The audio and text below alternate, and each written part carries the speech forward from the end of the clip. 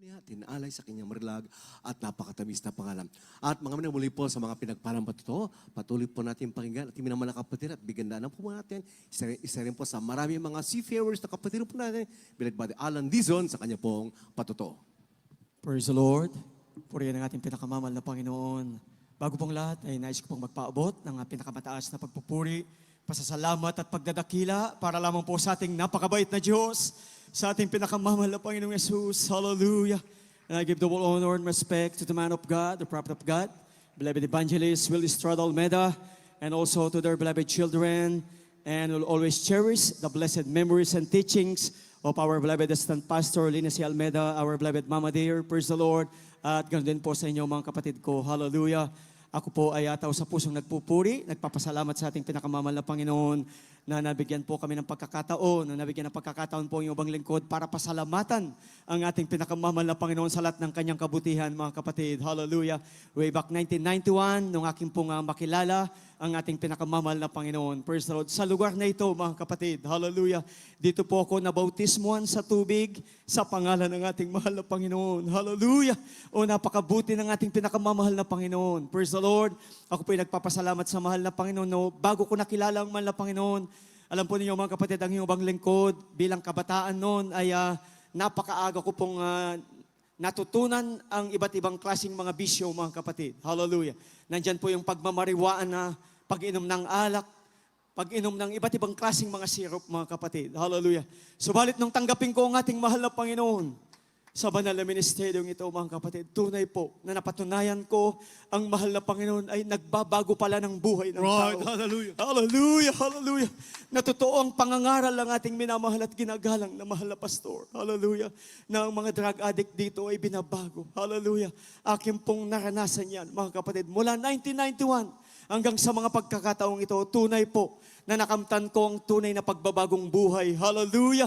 Kaya lubos ang pasasalamat ko sa ating mahal na Panginoon. Hallelujah. Sa lahat ng kanyang kabutihan.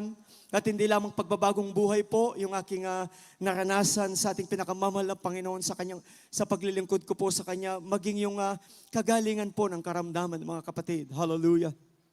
Alam po ninyo, ang aking pong mahal ko pong ina ay meron po siyang karamdaman na sakit sa puso. So isa po siyang midwife, pabalik-balik po siya sa Saudi Arabia. Kaya nasabi ko po yan, mga kapatid, mismo ang kanyang kaibigang doktor na nagsabi sa kanya na lumalaki po ang kanyang puso. Dati po, ayaw nilang maniwala sa ating banal na gawain. Subalit, salamat sa mahal na Panginoon na ako po ay nakapagpatuloy maglingkod sa ating mahal na Panginoon.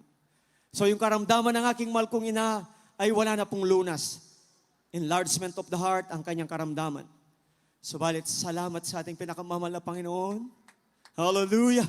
Sa panalangin ng ating minamahal at ginagalang na pastor. Akin pong nadala dito sa banal na gawain ng mahal na Panginoon ng aking pong mahal kong ina. Praise the Lord. Himala sa lahat ng himala, mga kapatid. After baptism, in the name of Jesus, mga kapatid, hallelujah, alam po ninyo, pagbalik po niya sa Saudi, nagtataka ang kanyang kaibigang doktor, mga kapatid, bakit anong nangyari sa kanya? Dahil po yung lumalaking puso ng aking mahal kong ina, ito po ay ibinalik sa normal ng mahal na Panginoon. Hallelujah. Purihin ang ating mahal na Panginoon. Hallelujah. Kaya lubos ang pasasalamat ko sa ating pinakamamahal na Panginoon na hindi man po kami karapat-dapat, mga kapatid, na kami po ay napabilang sa banal na ministeryong ito ng ating mahal na Panginoon. At hindi lamang po yan. Maging yung aking mahal kong ama na may sakit po siyang insomnia. For how many years? Hindi po siya makatulog, mga kapatid. Subalit gano'ng katotoo ang ating mahal na Panginoon. Nung po'y aking madala din sa paanan ng ating mahal na Panginoon, nagpabautismo sa tubig sa pangalan ng mahal na Panginoon. Unang himala na ginawa ng mahal na Panginoon sa kanya, mga kapatid.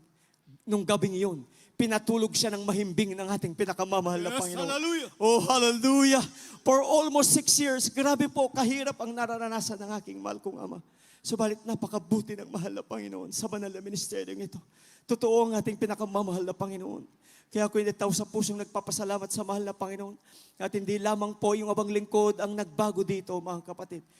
Meron po akong 2 kapatid na mga lalaki. Na sila rin po ay punong-puno ng mga bisyo. Subalit nung tanggapin nila ang ating pinakamamahal na Panginoon. Dati-dati, kami po ay magkakasamang nagiinuman. Nagbibisyo, mga kapatid. Subalit salamat sa mahal na Panginoon sa pagkakataong ito. Hallelujah.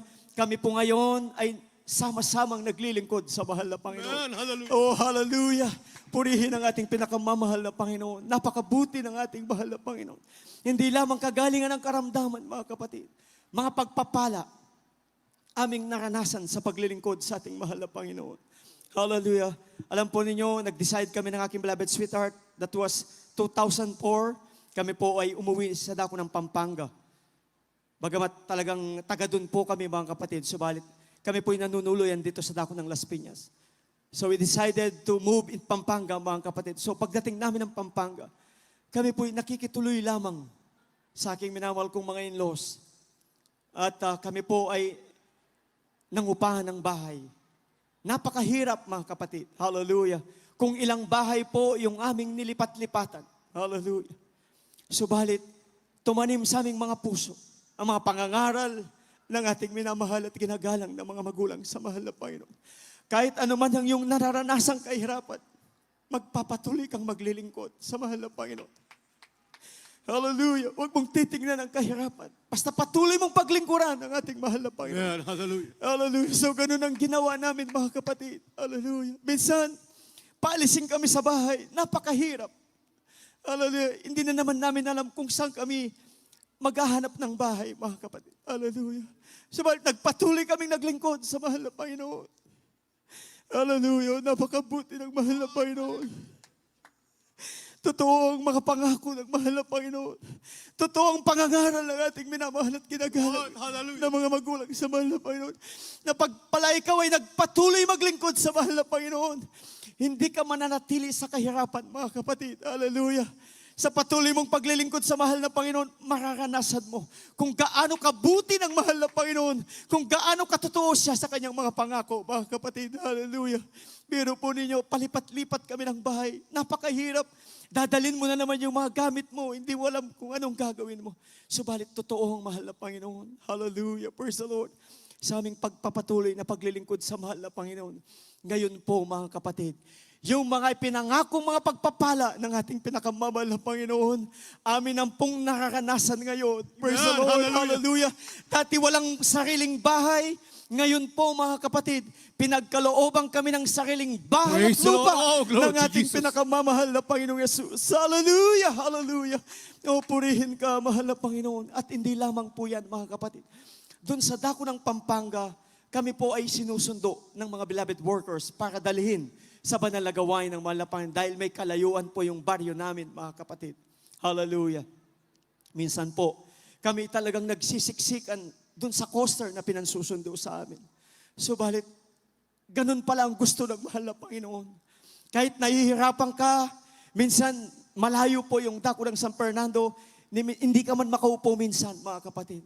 Subalit, gusto pala ng mahal na Panginoon yung hindi ka magrereklamo. Hallelujah! Itinataas mo ang kamay mo sa pagpapasalamat sa mahal na Panginoon.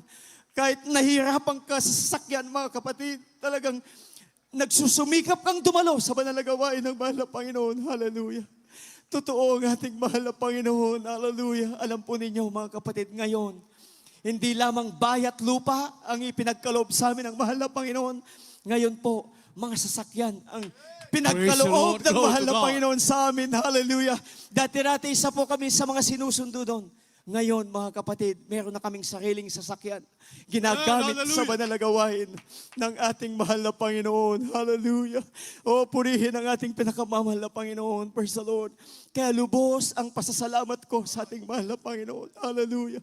At tao sa puso kong pinasasalamatan sa mahal na Panginoon na may propeta ng Diyos. Hallelujah. Lord, hallelujah. Ang ating minamahal at ginagalang na pastor, ating beloved Mama Dear, hallelujah, na nakita ko po sa kanila, mga kapatid, ay yung grabe nilang pagmamahal sa mga tupa nila. Hallelujah. Tupa ng ating mahal na Panginoong Yesus. Hallelujah. Bakit ko po nasabi yon, mga kapatid? Nung ang banal na gawain sa ako po ng Cuneta Astrodome, sa hindi nasang pagkakataon, ang iyong abang lingkod, nagkaroon po ko ng mild stroke, mga kapatid. Tumabigi po yung aking muka. So bilang tao, napakahirap po ng kalagayan ko, mga kapatid. Hallelujah. So nung Sunday, ng general worship natin, kami po ng aking beloved sweetheart ay lumapit kami sa ating kagalang-galang at minamahal na mga magulang sa mahal na Panginoon. Tandang-tanda ko po itong mga pagkakataong ito. Ng ating beloved Norval Assistant Pastor, beloved Mama Dear, ang nag-asikaso po sa amin, mga kapatid. Talagang nakikita ko sa ating beloved Mama Dear, talagang awang-awa po siya sa iyo, amang lingkod. Dahil hindi biro-biro mga kapatid, nakatabingi ang aking muka. Napakahirap ng aking sitwasyon. Mga pagkakataong po ngayon, mga kapatid. Hallelujah.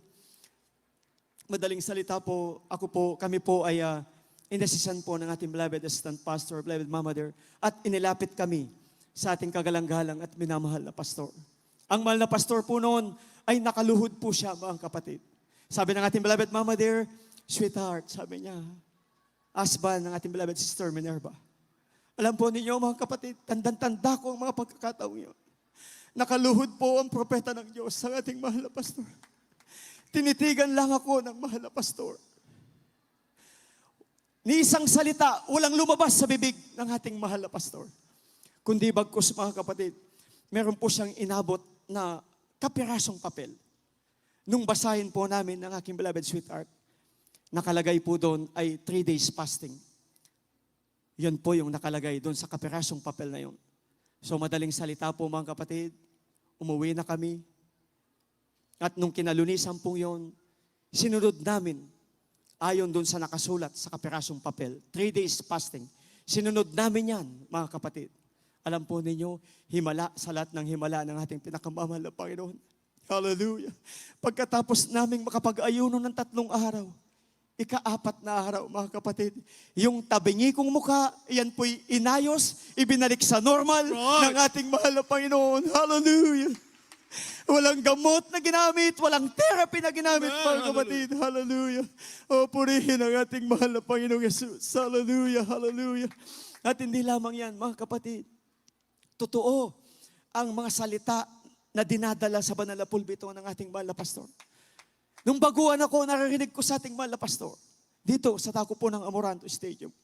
Sabi ng mahal na pastor, kapag nahuhuli kayo ng mga traffic enforcer na hindi sinasadya na nakalabag kayo sa batas trapiko, wag na wag kayong magbabribe, sabi ng ating kagalang-galang at minamahal na pastor. Wag kayong maglalagay, sabi ng mahal na pastor.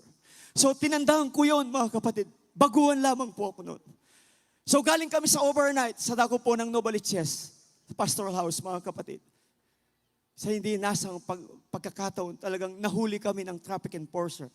At admitted ko naman po, talagang nakalabag ako sa batas trapiko at ako humihingi ng patawad, pagpapasensya, mga kapatid.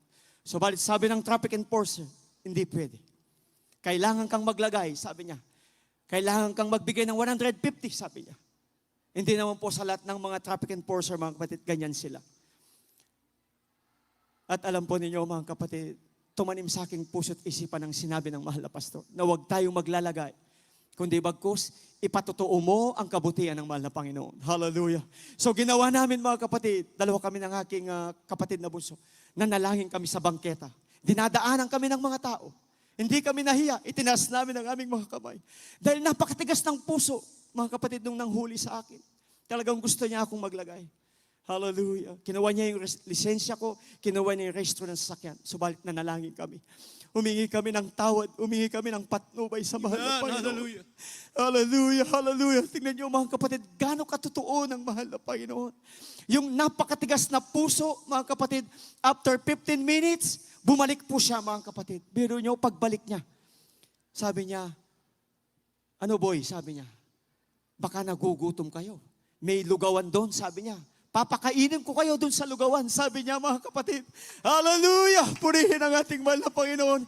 Kaya sabi ko nga, kahit ikutin mo ang buong Metro Manila, makalabag ka sa batas trapiko, ni isa man walang magpapakain sa'yo. Subalit dito sa banal na ministeryo ito ng mahal na Panginoon, mararanasan mo dito yung mga grabing himala ng ating mahal na Panginoon.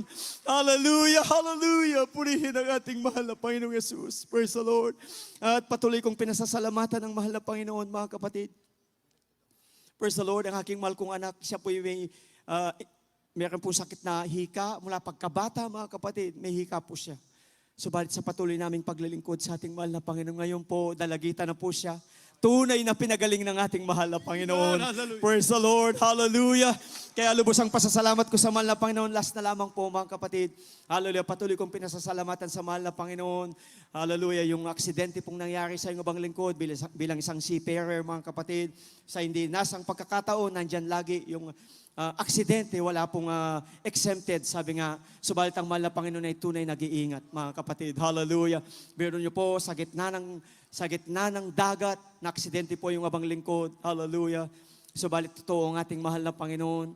Praise the Lord. Meron niyo mga kapatid, kinuha na lamang po ako ng chopper sa gitna po ng karagatan mga kapatid. Hallelujah. At akala ko talagang ako po ay hindi na po makakalakad, mga kapatid. Hallelujah. Hindi po biro yung nangyaring aksidente sa iwabang lingkod. Hallelujah. Subalit napakabuti ng mahal na Panginoon. Hallelujah. Salamat sa panalangin ng ating minamahal at ginagalang na pastor. Hallelujah. Na kailanman ang mahal na Panginoon hindi nagpapabaya sa kanyang mga anak. Hallelujah. Nandyan lagi ang mahal na Panginoon na umahantabay sa atin, mga kapatid. Hallelujah. Purihin ang ating mahal na Panginoon at patuloy akong naglingkod sa mahal na Panginoon, mga kapatid, kahit na ganun yung aking kalalagayan. Dati po, dalawa po yung aking saklay, mga kapatid. Hallelujah. Kala ko talagang hindi na ako makakapagmaneho ng sasakyan. Subalit, salamat po, mahal na Panginoon. Hallelujah. Ngayon, mga kapatid, ibinalik yung lakas ng mahal na Panginoon. Pinalakad ako uli ng ating pinakamamahal na Panginoon. Hallelujah. Hallelujah. O, purihin ang ating pinakamamahal na Panginoong Yesus. Hallelujah. Isa na lamang po, mga kapatid. Hallelujah. Nung isinilang po yung aking panganay na anak sa hospital, mga kapatid, accidentally naman, yung aking beloved sweetheart ay naghugas po siya dun sa balde na may tubig, mga kapatid. So, napakarumi po pala nun. Hallelujah. Alam po ninyo, mga kapatid, talagang na-infection po yung sugat ng aking beloved sweetheart. So, napakalalim, kung ilang inches po yung lalim ng kanyang sugat. Pasintabi po sa mga kumakain. Kasi po yung aking mahal kong ina, kami po yung naglilinis ng sugat ng aking mahal kong asawa. So hindi po biro yung kanyang nararanasan kung gaano kahirap. Hallelujah. Biro niyo mga kapatid, ganong kalalim ang kanyang sugat. Hallelujah. So every now and then po, nililinis namin siya at talagang nagnanana po yan, mga kapatid. Hallelujah. Dito pa pinatunayan ng mahal na Panginoon kung gaano siya katotoo sa buhay namin, mga kapatid. Hallelujah. So nung Sunday pong yon, sa dako ng Cuneta Astrodome, kami po ay nagpa-counsel muli kung ano po ang aming dapat gawin. Kasi hirap na hirap yung aking beloved sweetheart. Hallelujah. So sinabi namin mga pagkukulang namin, yung aming mga kamalian sa ating mahal na Panginoon. So ipinanalangin kami, mga kapatid. After ng panalangin sa prayer po ng aming minamahal at ginagalang na pastor, pag-uwi namin, mga kapatid. Hallelujah. So nandyan na naman po, lilinisin na naman namin yung kanyang sugat. Hallelujah. So nagtataka ako, mga kapatid. Hallelujah. Inahanap ko na yung sugat na malalim. Wala na po yung sugat, mga kapatid. Instant glory po. to God. Talagang kinlose ng ating pinakamamahal na Panginoon. Hallelujah, hallelujah. Kaya lubos ang aking pasasalamat sa mahal na Panginoon sa lahat ng mga biyaya at pagpapala ng mahal na Panginoon na ngayon tinatamasa namin ang lahat ng mga biyaya ng mahal na Lord, Panginoon. hallelujah. Masaganang buhay, mapayapang buhay, maligayang hallelujah. buhay ang aming tinatamasa Glory ngayon to God. sa paglilingkod sa ating mahal na Panginoon. Kaya hanggang dito na lamang po ang pinakamataas na pagpupuri, pasasalamat at pagdadakila ay para lamang po sa ating pinakamamahal na Panginoong Yesus. Praise the Lord. Praise the Lord! Oh, glory to God. God bless mga kapatid. Yan pong ating pong beloved brother Alan Dizon, isa pong seaman, isa sa maraming mga seafarers ang ating minamahal na kapatid mga manan, kahit saan man po silang dako pumunta, kahit saan man pong bansa sa karagatan, mga minamahal, sila po'y pinag-iingatan. Pinagpapala sa lahat ng bagay na ating mahal na Panginoon.